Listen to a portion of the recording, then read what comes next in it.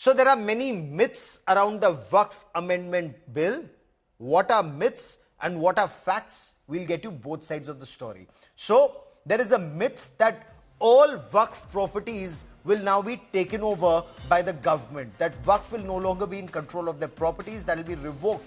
The fact, legitimate WAQF properties for which there's documentation, they remain protected. The bill clarifies rules are only for better management of the WAQF properties, for transparency. Then there are those properties that are misclassified as WAQF, like government properties or properties for which there are no documents. That is where a review will take place. The myth that there will be no survey of WAQF properties. The government says, of course, there will be a survey by the survey commissioner, and a survey commissioner, there will be an officer higher than the rank of a district collector who would carry out the task. Non-Muslims will become majority in WAQF board is another canard that is being spread. The government, the Minister for Parliamentary Affairs and Minority Affairs, Kiran Rijiju, has clarified that the bill clearly states at least 2 members to be non-Muslim. Majority members will be from the Muslim community. Of course, there will be women, there will be Pasmandas, there will be Shias, there will be Bohras, there will be Aga Khanis, and not just Sunni Muslims. There's another myth that personal land can also be acquired under this new WAQF Amendment Act. And the bill, the government has clarified the bill applies only to properties that are declared WAQF properties. It does not impact personal property of any individual that hasn't already been donated to or as WAQF properties. Another myth that the bill will be used to take over WAQF properties by the government. And the government saying no, there will be no seizure of legitimate WAQF properties. It's only where the status is not clear, and multiple such instances are being listed out in Parliament. For example, one instance that's been laid out is a temple which is over 1,500 years old being declared on WAQF property. Is that even feasible? Is that even possible? Then the myth that status of the historic WAQF sites will also be impacted.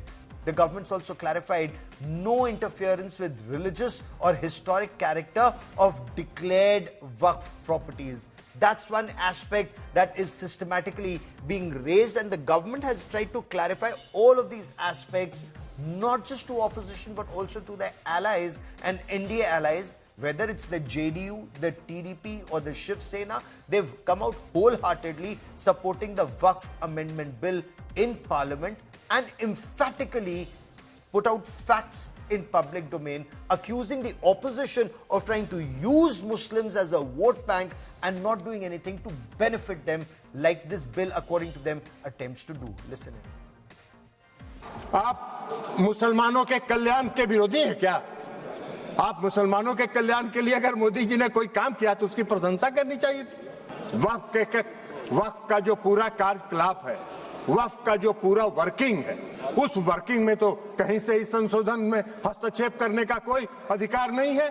लेकिन अगर वक्फ के कार्यकलाप में हम कोई हस्तक्षेप नहीं कर रहे हैं, लेकिन हम वक्फ का जो आमदनी है वह आमदनी सही मामलों में मुसलमानों के लिए खर्च हो, इस पर नजर रखने के लिए हम इसमें संशोधन लेके आए। आपको क्या दिक्कत नजर आ रहा है इसमें?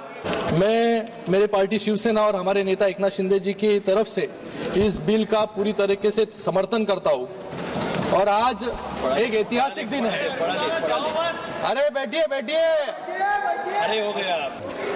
अपनी अंतरात्मा से इनको प्रश्न पूछना चाहिए कि बाला साहब आज होते तो ये क्या आज ये भाषण कर पाते यहाँ पर?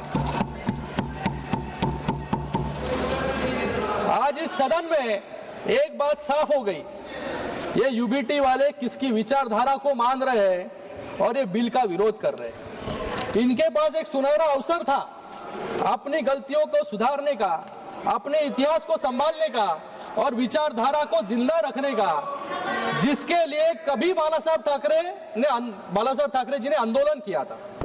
इन्होंने यहाँ पर कहा है कि नॉन मुस्लिम मेंबर वक्फ बोर्ड में नहीं होने चाहिए, और उसके ऊपर वो वकालत वहां पर कर रहे थे कि जो बाला साहब हमेशा हिंदुत्व के लिए लड़ रहे थे, मुझे लगा इनको सिर्फ हिंदुत्व से एलर्जी थी, लेकिन आज हिंदुओं से भी एलर्जी जो है यूपीटी को होने लग गई है आज।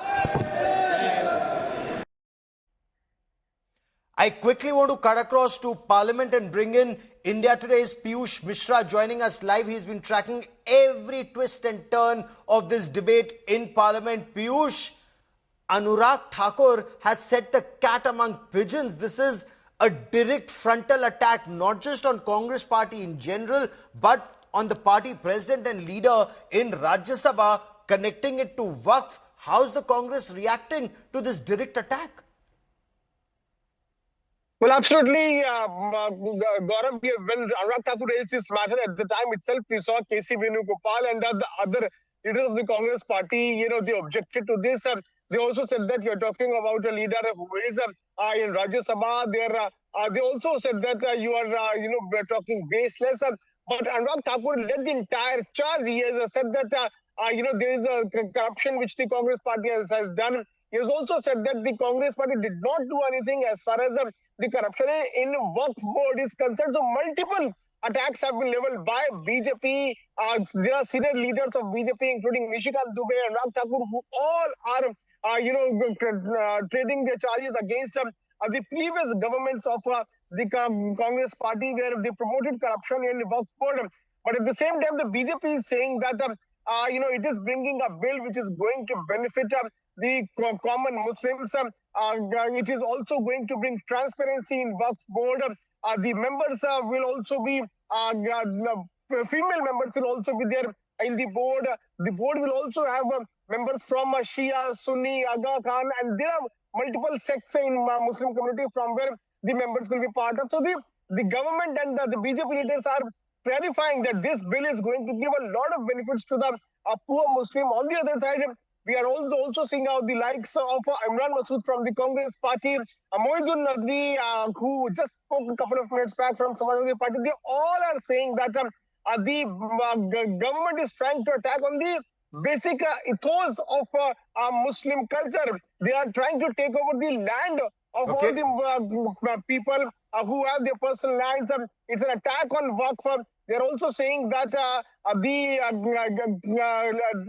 places of worship, all these things will be usurped by the government. The government, is trying to bring this because they want to. Beyond the rhetoric, and Piyush, is there any response on the aspects, on the specific allegations being leveled by the BJP, especially on aspects like money? If with all this land, the Vakf, according to Sachar committee, was to generate 12,000 crore rupees for benefiting Muslims, why is it generating only between 163 to 167 crore? If more money is being generated, where is that money going? Where is accountability? Any response on the specifics from the opposition? Well, that's not happening. We are already seeing that the opposition MPs are only making charges, but the report of such a committee is being quoted by various speakers from the government side, from the BJP side, from the India side also, where they are talking about as to how the such a committee report indicated in 2006 that a large number of property generated only revenue of around 2 crore. But, it was estimated that it could have generated revenue of more than 12,000 crore given the market price. Why, these lands have not been used for the benefits of Muslims?